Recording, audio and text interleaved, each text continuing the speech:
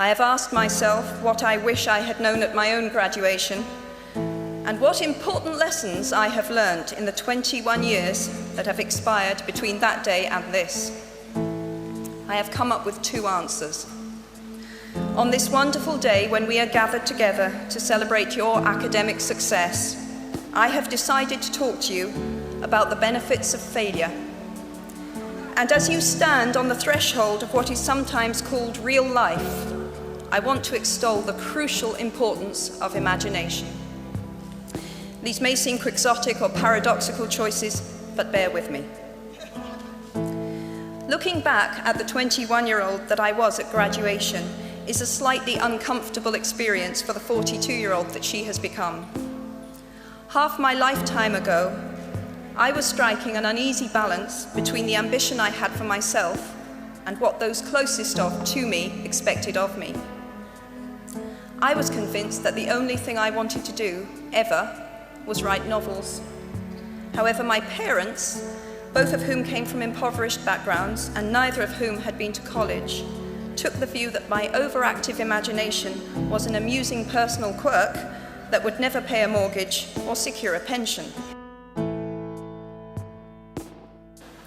So they hoped that I would take a vocational degree. I wanted to study English literature. A compromise was reached that in retrospect satisfied nobody, and I went up to study modern languages. Hardly had my parents' car rounded the corner at the end of the road than I ditched German and scuttled off down the classics corridor. I cannot remember telling my parents that I was studying classics. They might well have found out for the first time on graduation day. The moment you are old enough to take the wheel, responsibility lies with you. What is more, I cannot criticize my parents for hoping that I would never experience poverty. They had been poor themselves, and I have since been poor. And I quite agree with them that it is not an ennobling experience. Poverty entails fear and stress, and sometimes depression. It means 1,000 petty humiliations and hardships. Climbing out of poverty by your own efforts, that is something on which to pride yourself, but poverty itself is romanticized only by fools. What I feared most for myself at your age was not poverty, but failure.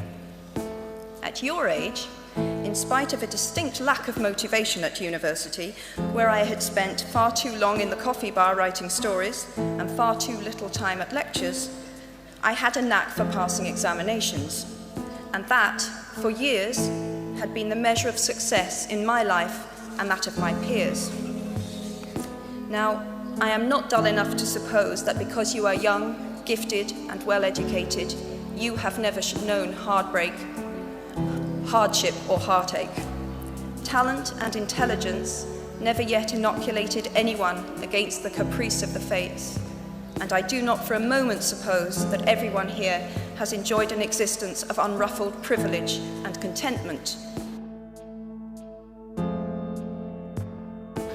Ultimately, we all have to decide for ourselves what constitutes failure, but the world is quite eager to give you a set of criteria if you let it. So I think it fair to say that by any conventional measure, a mere 7 years after my graduation day, I had failed on an epic scale. An exceptionally short-lived marriage had imploded, and I was jobless, a lone parent, and as poor as it is possible to be in modern Britain without being homeless. The fears that my parents had had for me and that I had had for myself had both come to pass, and by every usual standard, I was the biggest failure I knew. Now, I'm not going to stand here and tell you that failure is fun. That period of my life was a dark one, and I had no idea that there was going to be what the press has since represented as a kind of fairy tale resolution. I had no idea then how far the tunnel extended, and for a long time, any light at the end of it was a hope rather than a reality. So why do I talk about the benefits of failure? Simply because failure meant a stripping away of the inessential. I stopped pretending to myself that I was anything other than what I was, and began to direct all my energy into finishing the only work that mattered to me.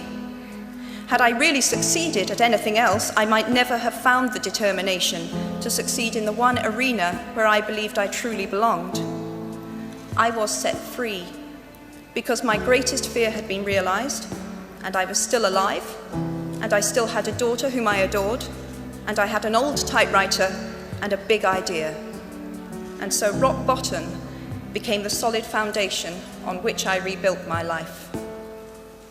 You might never fail on the scale I did, but some failure in life is inevitable. It is impossible to live without failing at something, unless you live so cautiously that you might as well not have lived at all, in which case you fail by default.